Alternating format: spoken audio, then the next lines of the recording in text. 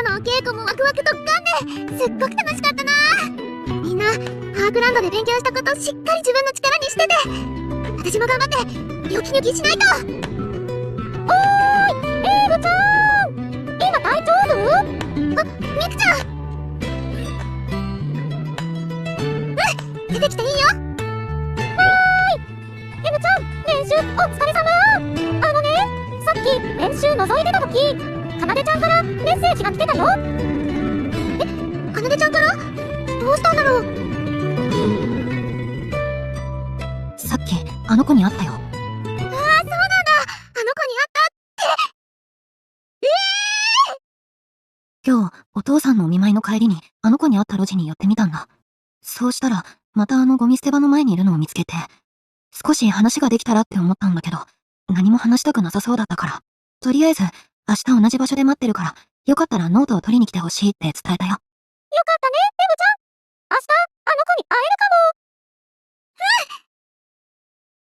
あ、だけどかなでちゃんのメッセージには何も話したくなさそうって。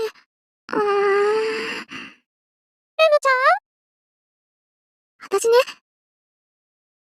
もしまたあの子に会えたら、おじいちゃんとお別れした時、どうやって悲しい気持ちとバイバイできたか話そうって思ってたんだ。でも、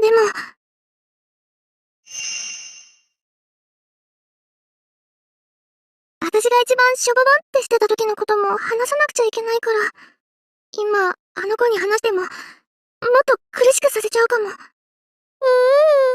かー。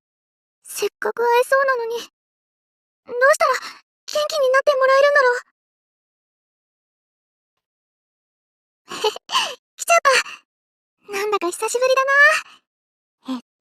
私とおじいちゃんの特等席は、派遣よいしょっと。おじいちゃんと、ここでたくさんショーを見たな。ショーが終わった後も、帰り道や家でずーっとショーの話をしてて、今でも、思い出すと胸の奥がポカポカしてくる。あの子も、おばあちゃんとの思い出、いっぱいあるんだろうな。でも、あの子は今、ポカポカじゃなくって、冷たくて苦しい気持ちでいっぱいになっちゃってて、それならやっぱり、ちょっとでも元気になってもらえるお話の方がいいのかな。こちらにいらしたのですね、お嬢様。着ぐるみさんだ。どうしたの？なかなかお戻りにならないので、お迎えに上がったのですが、何か悩まれているようですね。わかっちゃった。実はね。なるほど。数年前のお嬢様と同じような境遇にいらっしゃる方と出会われたと。それでね、私が悲しい気持ちとバイバイした時のことを話したら役に立つかなーって思ってたんだけど、あの子はもうずっと辛い気持ちでいっぱいだから、もっと苦しくさせちゃうかもって思って、だったらちょっとでも元気になれるようなお話をした方がいいのかなーって迷ってるんだ。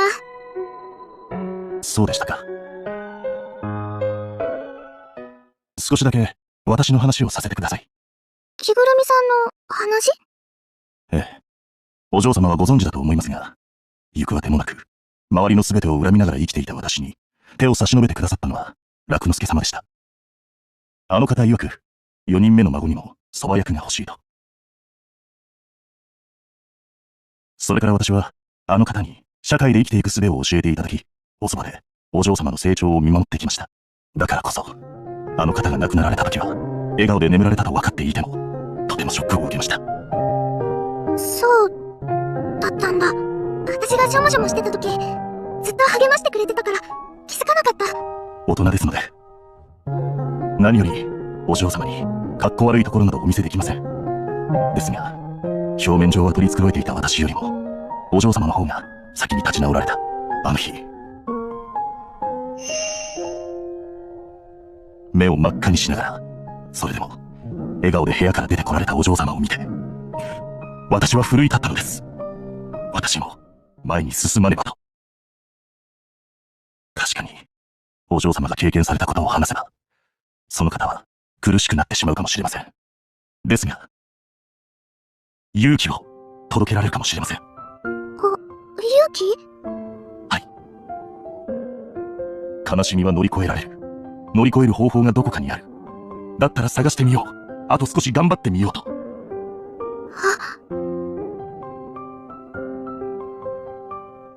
そっか。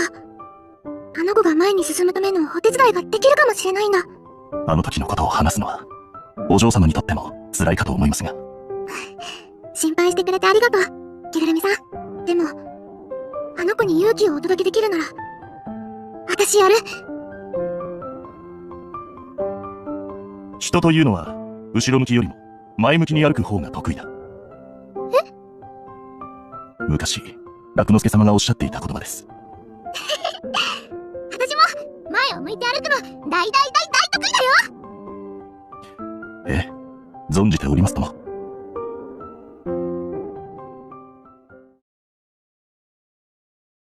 そろそろあの子と約束した時間だよ。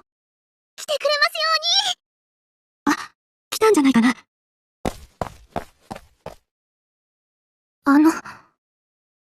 来てくれてありがとう。はい、ノートはこの封筒の中に入ってるよ。封筒？ノートに挟んであったルーズリーフをなくさないように入れたんだ。ノートを拾った時に出てきちゃって、書いてあった曲とかも見えちゃったりしたから。勝手に見ちゃってごめん。でもあの曲、なんだか元気をもらえた気がしたんだ。あれは、病気のおばあちゃんのために作ってたんです。でも、もういないから。そっか。ノートありがとうございました。私はこれで。今日は本当に来てくれてありがとう。私、あなたと同じだった時、外に出られなくなっちゃったことがあるの。だから、あなたもきっと、頑張って来てくれたんだよね。同じだった時？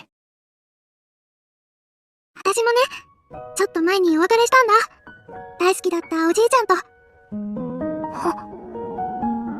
あの時は、お日様が眩しいのも、ポカポカなのもなんだか嫌になっちゃって。カーテンも全部閉めて、学校にも行かないで、暗い部屋でぼーっとしてたな。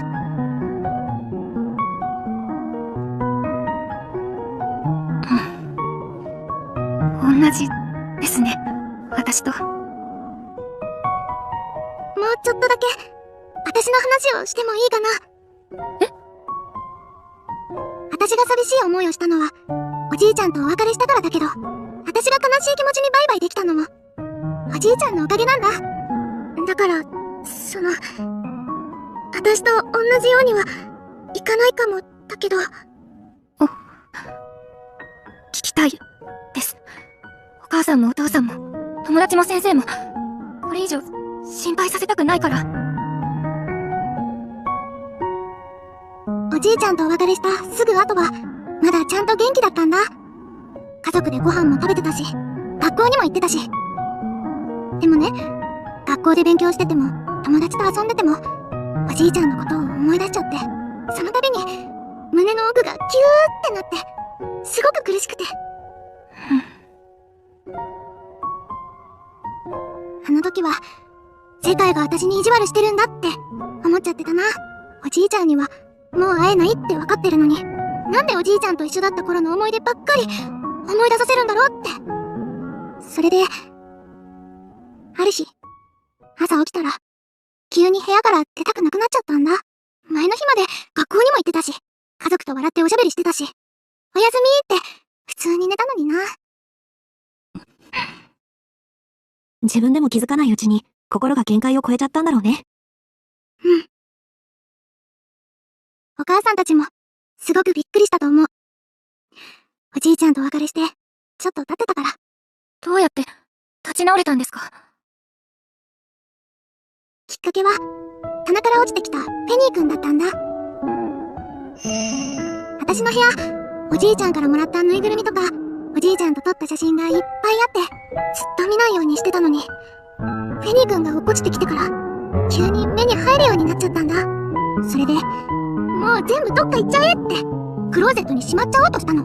でも思い出があるものが多すぎて全然クローゼットに入りきらなかったんだ。おじいちゃんと関係ないものを探す方が、ずっと大変だったよ。でもね、それで気づいたんだ。おじいちゃんは、どこにもいないんじゃない。どこに行っても、何をしてても、私は、おじいちゃんと一緒なんだって。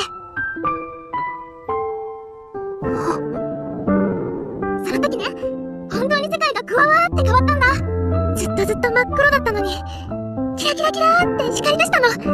クローゼットに閉じ込めちゃってたぬいぐるみも全部出して、一つずつ、ギューってしたよ。二人で毎日ショーを見に行ってた、フェニックスワンダーランドにも行きたくなったし、お気に入りだったたい焼き屋さんや、駄菓子屋さんにも行きたくなったんだ。すごいよね。私に意地悪してるって思ってた世界が、キラキラいっぱいの、思い出の宝箱になったの。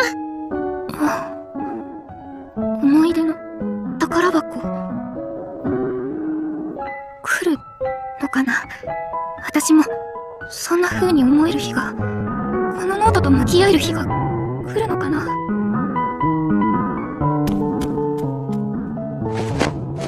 大丈夫。きっと、来るよ。今はまだ、思い出が悲しい気持ちを大きくしちゃってるかもしれないけど、いつか、今までたくさん感じてた幸せな気持ちも、一緒に連れてきてくれるよ。だから、大丈夫。おばあさん、本当は、捨てたくなかったんです。ノートも、音楽も。おばあちゃんのおかげで、曲作り大好きになって、続けたいって思うのに、おばあちゃんとも約束したのに、ノートを見ると、苦しくて。そんなに自分を追い詰めないで。でも、家族にも友達にもたくさん心配かけて、これじゃ、天国にいるおばあちゃんだって。作曲が難しいなら、しばらく、聞く側になってみるのはどうかな。悲しみを受け止めてくれたり、元気をくれたりする曲が、あなたに寄り添ってくれる曲が、きっとあると思うんだ。音楽ってとっても不思議よね。悲しさを和らげてくれる曲もあれば、楽しさを分けてくれる曲もあって、いつでもそばに寄り添ってくれているわ。ばあばにとってはミミちゃんの曲ね。ミミちゃんの曲がたくさん元気をくれるから、一日でも長く生きたいって頑張れるのよ。おばあちゃん。おばあちゃんにも言われたことがあるんです。音楽はいつでもそばに寄り添ってくれてるって。私も少しだけ試したんですけど、全然そんな曲と出会えなくて。出会えるよ、きっと。私があなたのための曲を作るから。